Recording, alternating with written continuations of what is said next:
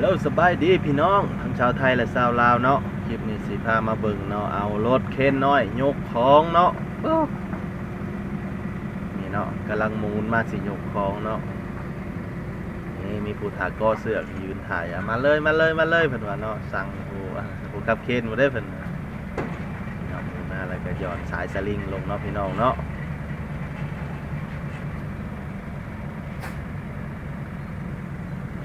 ย้อนลงเนาะเอาสายลงเพราะว่าสายมันก็มันบ่ถึงเนาะมันสูงเนาะ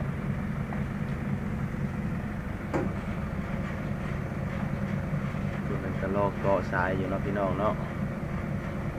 นี่ลงมาแล้วก็เกาะสายใส่เนาะยกเลยแบบนี้กันแล้วเนาะโอ้ขนาดพี่น้องน่ายกขึ้นโอ้บ่ได้ใส่แห้งเลยยกขึ้นแล้วโอ้มันก็เบานิดเดียวแล้วสำนี้เนาะยกขึ้นแล้วก็เป็นกระสีเอาหมุนขึ้นมาใส่รถเนาะพี่น้องเนาะ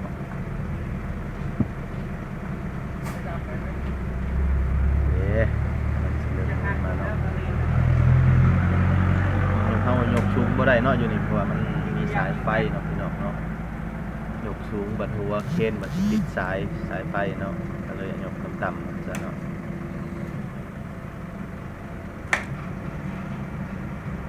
ยกขึ้นว่าคนขับโคนรอเลยพุ่นน่ะนายช่างเป็นคนขับเคนแกว่งไปแกว่งมาเลยพี่น้องเอ้ยขนาดตกลงอันหนึ่ง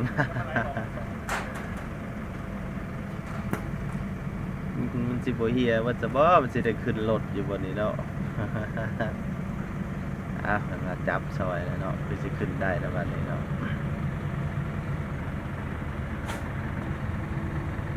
ยกขึ้นสั่งว่ายกขึ้นเนาะโอ้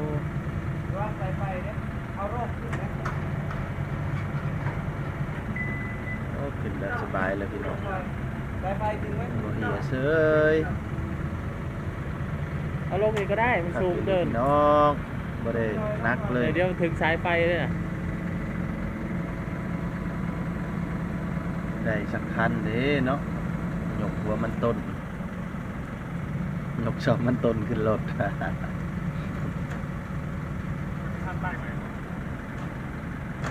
ขยับเข้ามาอีกขยับกันนะมันลงมาเสียหอดแล้วสายไฟไม่ถึงสายไฟนะยังแกว่งไปแกว่งมากำลังสียับเข้าเลยก็วางลงเนาะพี่น้องเนาะคนขับมันกำลังใส่สมาธิหมุนไปหมุนมาอยู่นี่มือสมัครเล่นเนาะคนขับกะคอยเฮียดหูไปเนาะพี่น้องเข้าได้แล้วเนี่ยคอยขับไปสูงเลยหมุนไปหมุนมานี่นาทีลงบันไดเฉยเลยแล้วก็ไปย่นข้างในครับจะไปทำป้ายอะไรกันเพราะค่อยสไลด์ลงไปเดี๋ยวคนสั่งให้มันเข้าไปอยู่ข้างในมันจะไม่ตกยิ่งเร่งย่นเอาคนนอกอ่ะเรียนออกมาคนผู้ยกโอเดนโอเดอร์เนาะเขาสิมาเบิ่งคนขับเนาะกดไปกดมาอยู่นะเป็นดูให้กดเนาะเนาะ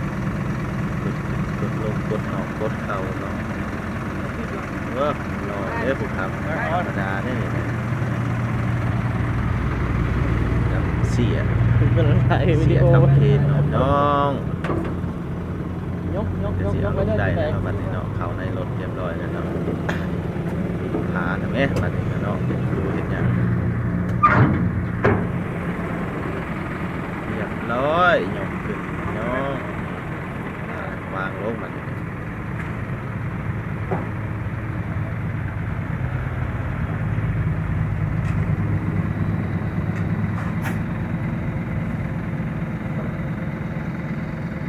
ตึ๊บ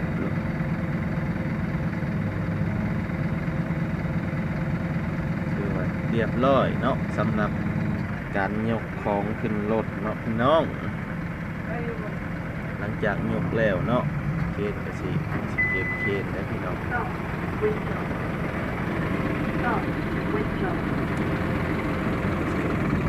ขึ้นเนาะเพราะว่าเราตั้งเวลาเรายกของเราสิบในรถเอียงไปทางใดทางหนึ่ง